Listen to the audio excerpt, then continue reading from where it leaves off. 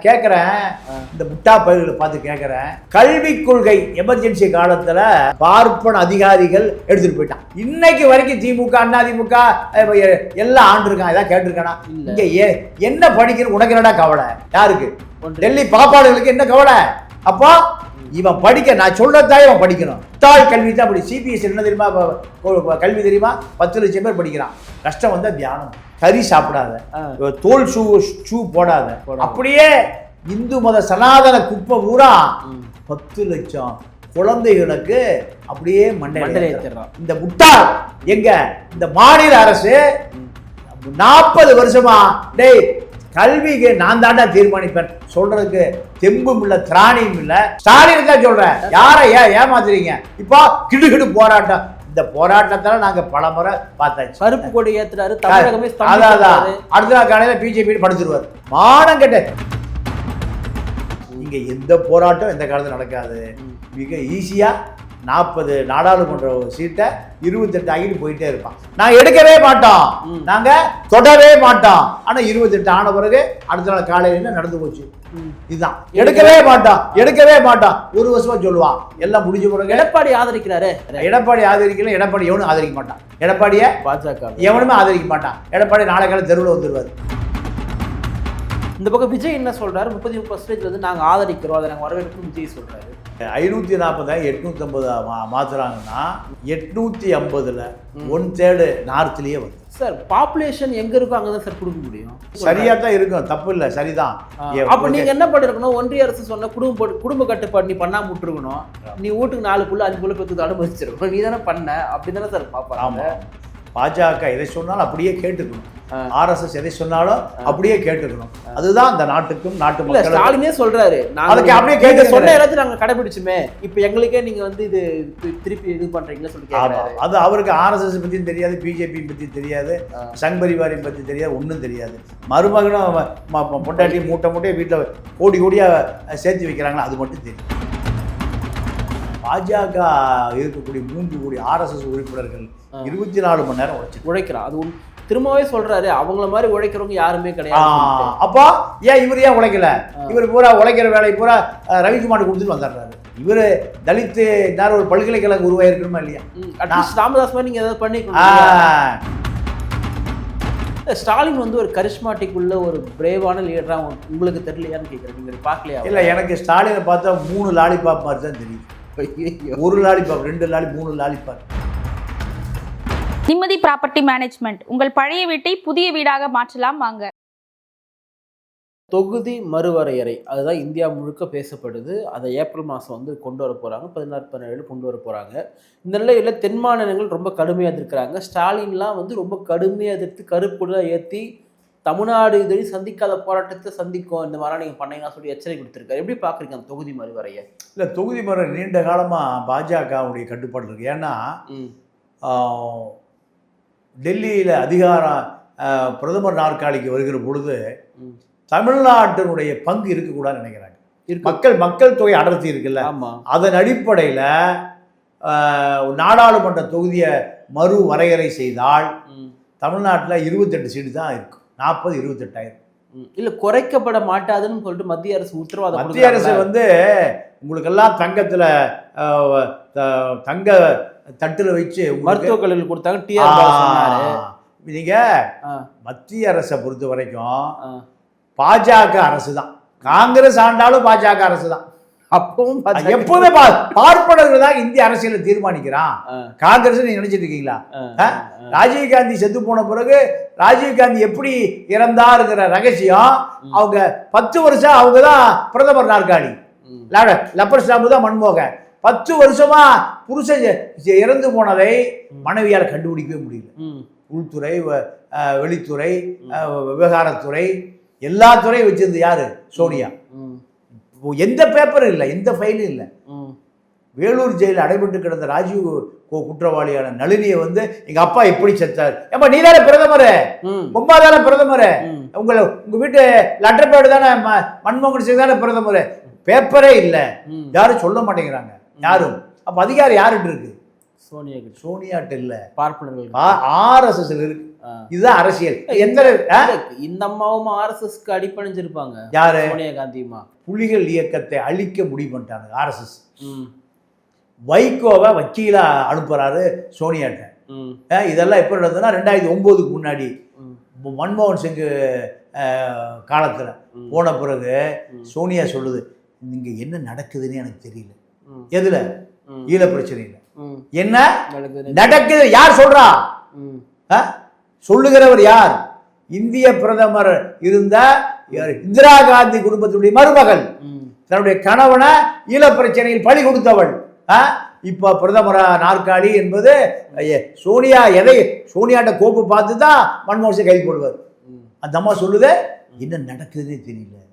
அப்ப அதிகாரம் யாருக்கு இருக்கு? பாஜக ஆளுகிற மாநிலத்தை ஆதரிப்பான்.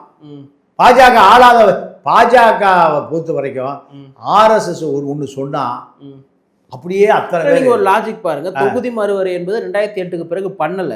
அப்ப பண்ண வேண்டிய அவசியம் இருக்கு. அப்ப பண்ண வேண்டிய அவசியத்தை ஒன்றிய அரசு பண்ணா அதையுமே நீ பண்ணக்கூடாது சொன்னா எப்படி நியாயமாகும் அது? அப்ப பண்ணிட்டு போட்டு தமிழ்நாட்டுக்கு சீட்டு போயிட்டு போட்டு சாதாரண ஏத்துக்குங்க, அவ்வளவுதான். அது சரியான ஒண்ணு தானே? சரியா, எல்லாம் சரிதான். 40 28 ஆகுது, சரியான விஷயம். குறைக்க மாட்டேன்னு சொல்லல. அதை நீங்க நீங்க RSS உடைய கொள்கை என்ன தெரியுமா? இந்த முட்டா பயலுகளை குழப்பி விட்டுருக்குவான், வேற ஒண்ணுமே சொல்ல மாட்டான். குழப்பி விட்டுறியா அவனை?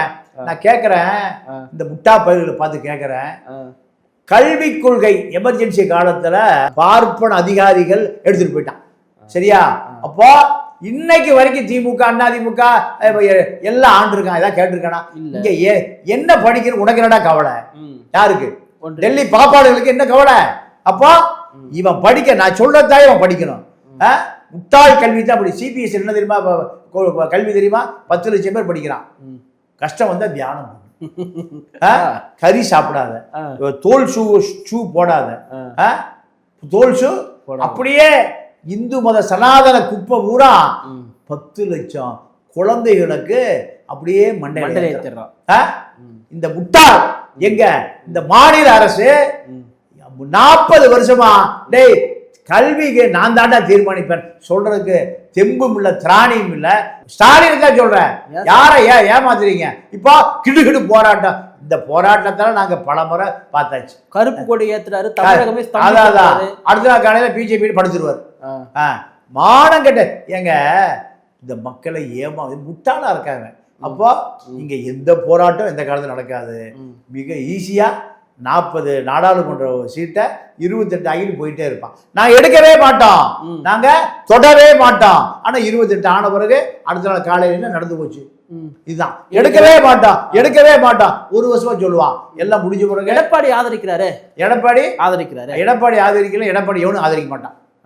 எடப்பாடிய பாஜக எவனுமே ஆதரிக்க மாட்டான். எடப்பாடி நாளை கால தெருவில் வந்துருவார். எடப்பாடி சீட்டுக்கு இன்னொரு வேலுமணி பாடி வந்துருவார் அந்த இடத்துக்கு. அப்போ பாஜக செஸ் விளையாடுற மாதிரி தான். இவனை காலி பண்ணோம்னா குதிரையை கொண்டு போ, ராஜாவை கொண்டு போ, இப்படித்தான். அப்போ இதெல்லாம் எதிர்க்கக்கூடிய அளவுக்கு வலிமையான ஆட்கள் இந்த அரசியல்ல பெரியாருக்கு பிறகு, அம்பேத்கருக்கு பிறகு, ரெட்டமலை சீனிவாச ஒரு பீசா தமிழனுக்கு பிறகு ஒருத்தனும் உருவாகும். இது ஒரு பெரிய இடைவெளி இருக்கு. ஸ்டாலின் ஒரு கரிஸ்மாட்டிக் உள்ள ஒரு பிரேவான லீடரா உங்களுக்கு தெரியலையான்னு கேட்குறேன். நீங்க பார்க்கலையா? இல்லை, எனக்கு ஸ்டாலினை பார்த்தா 3 லாலிபாப் மாதிரி தான் தெரியுது. 1 லாலிபாப், 2 3 லாலிபாப். டெல்லியில் போய் மருமகன் லண்டனில் இருக்காரு. பல கோடி ரூபாய் ஊழல் நடந்திருக்கு G ஸ்கொயரில், பல கோடி. அப்படியே ஏர்போர்ட்ல தூக்கி உள்ள வேண்டாங்க. எங்க சபரீஷா லண்டனில் இருக்காருங்க, ஏர்போர்ட் ஏரோட தூக்கி ரிமாண்ட் பண்ணிட்டான். இவர் நேரா நிர்மலா சீதாராமனும் துர்காவும் ரொம்ப நெருங்கிய நண்பிகள், டெய்லி பேசிக்குவாங்க. அப்போ இந்த அம்மா அந்த அம்மாட்ட பேசி நீங்க போய் நிர்மலாவை பாட்டுவாங்கன்னா, பாஜக ஆபீஸில் போய் நிர்மலா சீதாராமனை பார்க்க முடியுமா? நிதி அமைச்சர் பார்க்க ஏர்போர்ட்டுக்கு வா பார்த்துக்கலாம். சிலார் சொல்லுப்பா, பஸ் ஸ்டாண்டுக்கு ஊருக்கு போறேன், பஸ் ஸ்டாண்டுக்கு வந்துருக்கும்ல. ஆமாம், டெல்லி ஏர்போர்ட்டில் போய் ஏர்போர்ட் விருந்தினர் அறை இருக்குல்ல, அங்கே அந்த அம்மா காத்திருக்கு. இவர் போய் நின்று பேசிட்டு மறுமணை காப்பாற்றிட்டு வந்தார். இதுதான் ஸ்டாலினுடைய ஒரு தலைமை பண்பு. காரணம் அவங்க அப்பனே தொடநடுங்கி அறிவாலயத்தில் காங்கிரஸ்காரன் ஸ்டாலின் அம்மாவை 2G வழக்கில் அந்த வயசான அம்மாவை அப்படியே இழுத்துட்டு போய் ஜெயிலில் போட்டிருப்பானுங்க. பேச்சுவார்த்தை நடக்குது கீழே, கூட்டணி பேச்சுவார்த்தை, அறிவாலயம் மேலே கலைஞர் டிவி நடந்ததா இல்லையா? அவங்க அப்பாவே தொடர் நடக்கிற பொழுது மக எல்லாம் நடுக்குவார். அதனால இந்த மக்களை பொறுத்த வரைக்கும் கடுமையான ஏமாளிகள். எங்க திரும்பினாலும் மிக்சி கொடுக்குறான், கரண்ட் கொடுக்குறான். சேப்பாக்கம் தொகுதி பூரா எலக்ட்ரிக் அடுப்புல தான் இப்ப எல்லாம் சமைச்சிட்டு இருக்கான். 1 லட்சம் எலக்ட்ரிக் அடுப்பு. இதை நம்பித்தான் அரசியலே இருக்கு. எதை நம்பி? எலக்ட்ரிக் அடுப்பு நம்பித்தான். கொள்கை ரீதியாக, கொள்கை கோட்பாடு, தத்துவம், இதை நம்பிலாம் அரசியலே இல்லை. இந்த தொகுதி மறுவரை செஞ்சா 850 சீட் அதிகரிக்கப்படும். 850 சீட் அதிகரிச்சா 33% இடஒதுக்கீடு பெண்களுக்கு வந்து பார்லிமெண்ட்ல கொடுக்கப்பட்டா பெண்களுடைய எம்பிஸுடைய சீட் அதிகரிக்கப்படும் அப்படின்னு ஒன்றிய அரசு சொல்லுது. இந்த பக்கம் விஜய் என்ன சொல்றாரு? 33% வந்து நாங்க ஆதரிக்கிறோம், அதை நாங்க வரவேற்கணும் விஜய் சொல்றாரு. எல்லாம் சரிதான். ஆனால் நீங்க 540 850 மாத்துறாங்கன்னா 850ல் 1/3 நார்த்லயே வந்து சார் பாப்புலேஷன் எங்க இருக்கோ அங்கதான் சார் கொடுக்க முடியும். அதில் நீங்க அந்த இல்லைங்க, சட்ட ரீதியா பார்த்தா கூட நம்ம அதில் தப்பு சொல்றதுக்கு எதுவும் இல்லையேன்னு சரியா தான் இருக்கும், தப்பு இல்லை, சரிதான். அப்ப நீங்க என்ன பண்ணிருக்கணும்? ஒன்றிய அரசு சொன்ன குடும்ப கட்டுப்பாடு நீ பண்ணாம விட்டுருக்கணும்.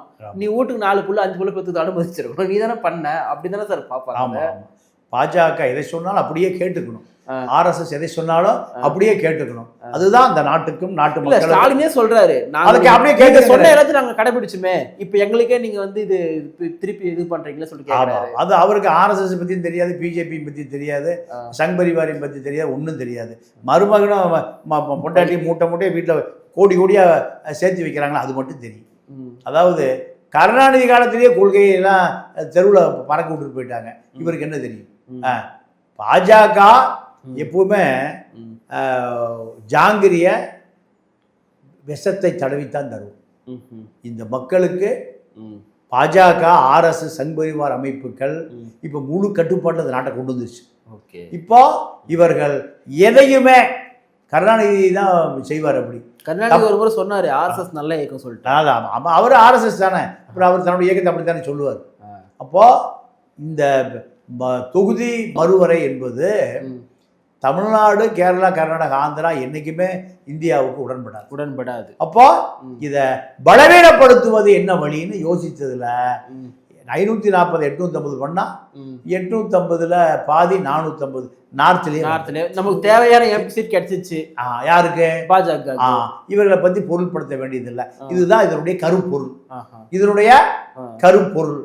அப்போ அவன் எதை வேண்டுமானாலும் இவர்களை செய்வான். தமிழ்நாட்டு அரசை, கேரளா அரசை, கர்நாடக அரசை, ஆந்திரா அரசை, தெலுங்கானா அரசை, அதோ சவுத் அரசை, பாஜக அல்லாத அரசுகளை எப்பொழுது வேண்டுமானாலும் கிடைக்கும். 3வது முறையா மோடி அவர்கள் வந்து இந்தியாவை ஆட்சி செய்யறாரு. இந்திய அளவில் நம்ம சவுத் இந்தியா விட்டுடலாம், நார்த் இந்தியாவில் கூட பார்த்தீங்கன்னா பெரிய அளவில் மோடி மேலே வந்து ஒரு வெறுப்புணர்வு, பாஜக வெறுப்புணர்வு அந்த மாதிரி ஒரு செய்தி கூட பெருசாக வரமாட்டேது. இந்த அலை வந்து அலையில இல்லை, மீடியா கண்டுள்ள இருக்கு. ஆனால் மக்களுக்கு எதிர்ப்பு இருக்கா? வெறுப்பு. 38% தான் மோடிக்கு இது வரைக்கும் விழுந்த வாக்கு. 34% எதிர்ப்பா வாக்கு விழுந்திருக்கு. 4% தான். 4% தான் மோடிக்கும் எதிர்கட்சிகளுக்குமான வித்தியாசம். அப்ப அடுத்த முறை காங்கிரஸ் தலைமையில வந்துருவாங்களா? இப்பவே 75 சீட்டு காங்கிரஸ் தான் அதிகமா வந்திருக்கு. ஏன் என்ன நடந்ததுன்னா, பாஜக ஆதரவு அதிகாரிகள், RSS ஆதரவு அதிகாரிகள் அத்தனை பேரும் உருவாக்கிய மூளை தான் இப்ப மோடி ஆட்சி. இல்ல அடுத்த முறை அப்ப இந்தியா கூட்டணி வந்துருமா ஆட்சிக்கு? இந்தியா கூட்டணி ஆட்சிக்கு வந்துருமா? இந்தியா கூட்டணி வருவதற்கு 24 மணி நேரமும் பாஜக கூட்டணி உழைத்து கொண்டே இருக்கிறான். இந்தியா கூட்டணி வருவதற்கான எந்த முகாந்திரம்? இவங்களுக்குள்ளே சண்டைகள் பயங்கரமா இருக்கா சார்? மம்தா பானர்ஜி ஸ்டாலின் எதிர்க்கிறது, அந்த பக்கம் சித்தராமையா, இந்த பக்கம் இவங்க சொல்லி சண்டைகள் அதிகமா இருக்கு. 2வது பிரதம வேட்பாளர் யாருன்னே அறிவிக்காம ஒரு தேர்தல் சந்திச்சா யார் சார் ஓட்டு போடுவாங்க? அதாவது காங்கிரஸுக்குன்னு ஒரு பெரிய சக்தி இருக்கு, ராகுல் இருக்கு. பட் நீ பிரதமரை யாருன்னு சொல்லாம மக்கள் யாருக்கு ஓட்டு போடுவாங்க? காங்கிரஸ் தான் பிரதமர், ராகுல் தான் பிரதம வேட்பாளர். பக்கத்துல யாரும் போக அறிவிச்சா என்ன போயிடுது? உங்களுக்கு அறிவிக்க மாட்டீங்களா? இல்ல யாரும் ஏத்துக்க மாட்டேங்கிறாங்க. ஈகோ சின்ன பையன் அவரு 50 வயசா சின்ன பாலா குடிச்சிட்டு இருக்காரு. பப்புன்னு சொல்றாங்க. அதான் ஒரு காலத்துல பப்பு, இப்ப அவர் அப்பு. ஆனால் இப்ப அதாவது மம்தா பானர்ஜி உட்பட பல அவங்களுக்கு பிரதமர் ஆன்ற என்ன இருக்கும்? யாருக்கு? மம்தா பானர்ஜிக்கு.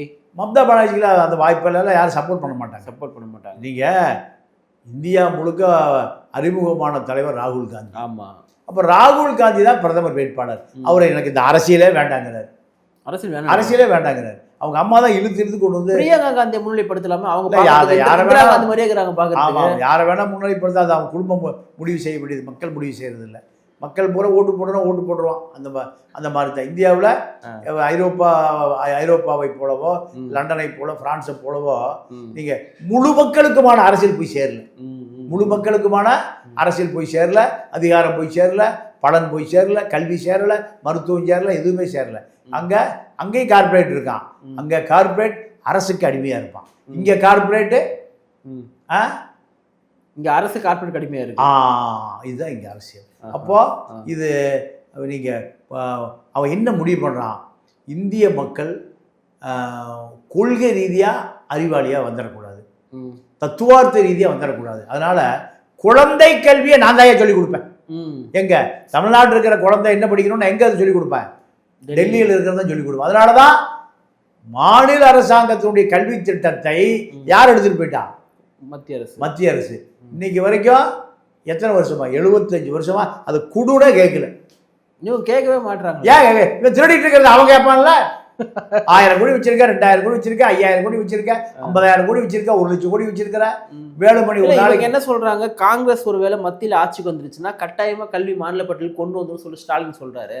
ஆமா, காங்கிரஸ் இன்னும் 100 வருஷம் கழிச்சு கூட வராது. அப்போ இதெல்லாம் ஏமாத்துறதுக்கு தான். எப்படி உங்களுக்கே தெரிய வர மாட்டாங்கன்னு. ஆமா. அதாவது பாஜக இருக்கக்கூடிய 3 கோடி RSS உறுப்பினர்கள் 24 மணி நேரம் உழைக்கிறான். அது திரும்பவே சொல்றாரு, அவங்கள மாதிரி உழைக்கிறவங்க யாருமே கிடையாது. அப்போ ஏன் இவர் ஏன் உழைக்கல? இவர் பூரா உழைக்கிற வேலை பூரா ரவிக்குமார் கொடுத்துட்டு வந்துடுறாரு, ஆளூர் சமாஜ் கொடுத்துட்டு வந்தார். அப்புறம் எப்படி உழைக்கிறது? இவர் தலித்து நேரம் ஒரு பல்கலைக்கழகம் உருவாயிருக்கணுமா இல்லையா? ராமதாஸ் மாதிரி நீங்க ஏதாவது பண்ணிக்கணும். நீங்க எங்களுக்கு வேற உழைப்பு அந்த பக்கம் இருக்கு, அதை நாங்கள் பார்த்துட்டு இருக்கோம். இதை உழைக்க வேண்டிய அவசியம் இல்லை. அப்போ அவனை பொறுத்த வரைக்கும் இந்த பிறப்பே RSSக்காக நான் ஒப்படைச்சிட்டேன்னு 3 கோடி தன்னார்வ தொண்டர்கள் இருக்கான். திருமணம் கூட பண்ணிக்காம இந்தியாவில் 3 கோடி தன்னார்வ தொண்டர்கள் 3 கோடி பேர் இருக்கு. அப்போ அவன் அரசியல் பண்ணுவானா, இவன் அரசியல் பண்ணுவானா? RSS. அதுதான் இப்போ நடக்கிற அரசியல். நிகழ்ச்சியில் பங்கேற்றுள்ள பல்வேறு கருத்துக்களை பகிர்ந்து மிக்க நன்றி. நன்றி, வணக்கம்.